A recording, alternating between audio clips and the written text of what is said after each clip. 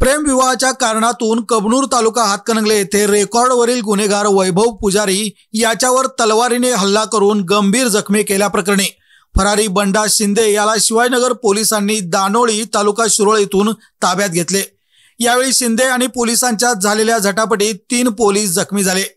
त्यांच्यावर इंदिरा गांधी सामान्य रुग्णालय येथे उपचार सुरू आहेत। याबाबत पोलिसातून मिळालेली माहिती अशी, चंदूर तालुका हातकणंगले येथील वैभव पुजारी याने गावातीलच एका मुलीशी प्रेमविवाह केला आहे। त्याला मुलीच्या कुटुंबियांचा विरोध होता।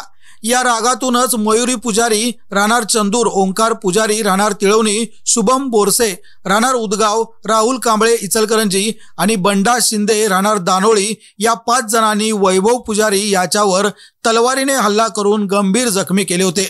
या प्रकरणी वैभवच्या फिर्यादीनुसार शिवाजीनगर पोलीस ठाण्यात 5 जणांच्या विरोधात गुन्हा दाखल झाला होता।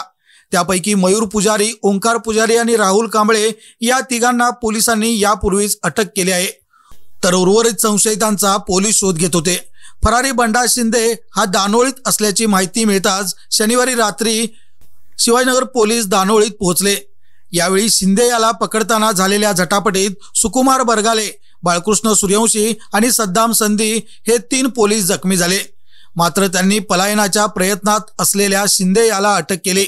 शिंदे याला आज न्यायालयात हजर केले असता 3 दिवसांची पोलीस कोठडी सुनावली आहे।